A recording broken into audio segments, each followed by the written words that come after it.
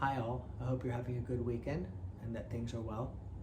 I wanted to share with you a few pieces of information that I think will be helpful to you as you prepare for next Friday's class. The first has to do with Chapter 8, which I originally had assigned and which I've modified, that Chapter 8 reading. The second has to do with Chapter 5.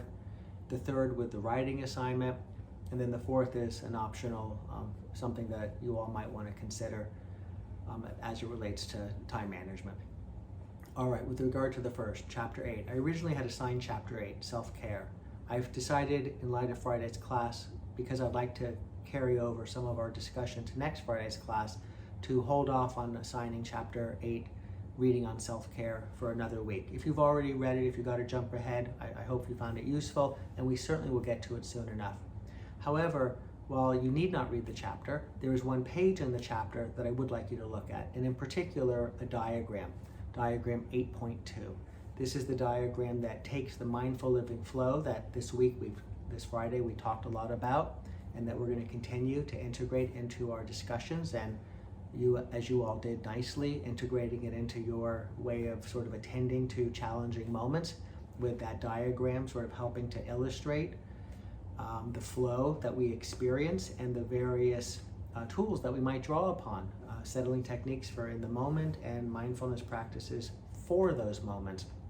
So I'd like you to look over that figure so you can see how it integrates self-care practices into the mindful living flow. And with regards to that, please think about self-care practices that you historically have engaged in that maybe have fallen away since you got to law school, or that you would like to engage in, but it's been difficult to get traction on that, or that you do engage in that you find useful. We'll talk about that in class.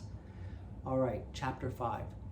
Now, Chapter 5 is a chapter that's titled Mindfulness, but it wasn't assigned at the beginning. It's being assigned now 6 weeks in, and we'll talk about why that is.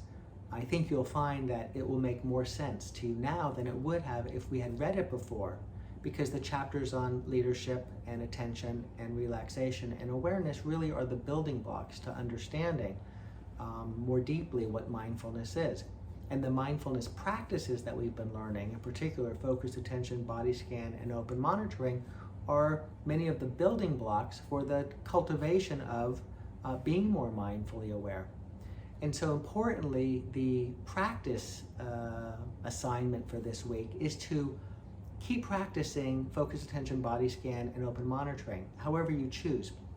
But what I really want to encourage you to do is this week, do them, and do them with a real intention to draw upon them as a practice, but also to really get down what those instructions are. What are you being instructed? What's the guidance for each of these practices? And we'll be talking about that in class. This is also something that's talked about in the reading on Chapter 5, and something that we'll be getting into in a chapter coming up, which is a chapter called Practice. But this is the stage where we're really putting all of this together before we continue on, and getting to more applied content and material.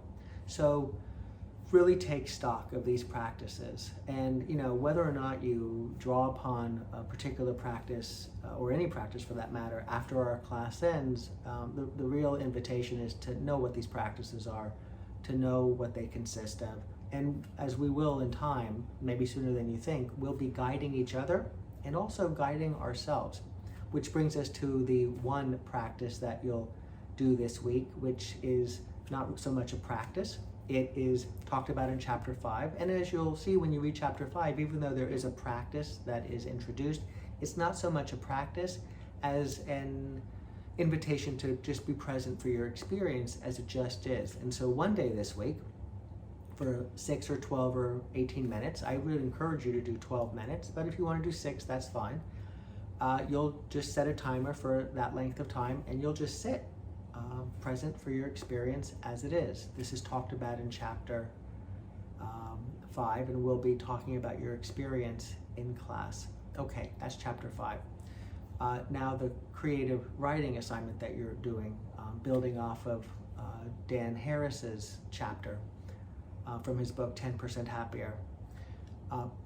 Among other things, as you describe your journey through mindfulness thus far, a couple things to keep in mind. First, in chapter 5, you'll be introduced to different authors and experts, sort of definitions of mindfulness and or mindfulness practices. You might want to just naturally drop your own into this chapter. It lends itself well to that. Ultimately, when you write your paper, you will be explaining to the reader what mindfulness is and what mindfulness practices are, and you'll want to do it with clarity and without it being vague and ambiguous. And so this can be a useful step in that direction. And we'll talk about some of your definitions in class. So give thought to that. And in addition to that, some people have asked, how many pages is this assignment? So I didn't give a page length because I didn't want it to be rigid in that regard. I would say that on balance, somewhere between 4 and 6 pages is probably the length that makes sense. So I would bear that in mind. I wouldn't deviate too far on the high end, and I also wouldn't deviate too far on the low end. But I think if you're going to write about, in a creative form, your exploration of mindfulness thus far, you'll find that that will be hopefully an enjoyable and thoughtful assignment or reflection. And I'm looking forward to reading them. All right, that's the creative writing assignment. A reminder, and this is also talked about in the assignment page, in addition to practicing and getting really familiar, getting really down the mindfulness practices we've been learning, there's also really getting down the relaxation or the but-for pause practices or practice that really resonates with you. And we'll be learning some more. So as we go, you can take the one that you've think might be useful and then compare it against a new one, and then keep the one that is, so that when we finish the semester, you've got a real tool in your toolkit that you not only can draw upon, but that's very familiar to you, that you have been drawing upon. And I was delighted to read in many of your assignments, when you discussed your own mindful living flow experience last week, how you've begun to do that. So whether it's the but-for pause proper, or the stop practice, or box breathing, or any of the other breathing practices, triangle breathing, line breathing, and you'll see on this week's web page that I share with you a video by a really important figure in integrative medicine and health, Andrew Weil, as he describes a triangle practice that I've been sharing for a very long time, with a variation that includes the movement of the body, the hands in particular, called 4-7-8. So we'll be discussing that in class this week or next week, and I thought that you might enjoy learning it to enrich your set of triangle practices and relaxation practices.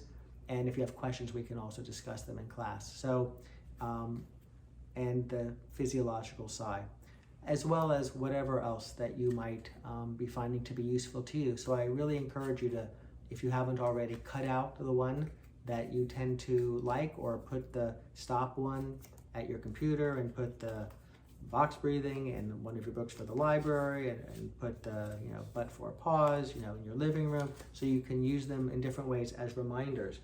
And speaking of reminders, I will be sending out some more text reminders to breathe. Lastly, for those of you who are interested, if time management is something that is on your mind, and you find that, especially as the semester passes, as I do, it gets a little bit more challenging. If you do not have a book that you use, this is one that I picked up last semester. It's called the Productivity Planner. It's got some nice, sayings and things like that along the way. It's by a company called Intelligent Change. I used about half of it, found it useful, but I have now decided to use the time blocking planner that I shared with you all in class. So if one of you would like me to give this to you so that you can use it, it probably will last for the rest of the semester, I'm happy to do so. I'll take out the pages that I used, and so email me and say you'd be interested in the productivity planner. If you're the only one that does so between now and Friday, on Friday I'll give it to you.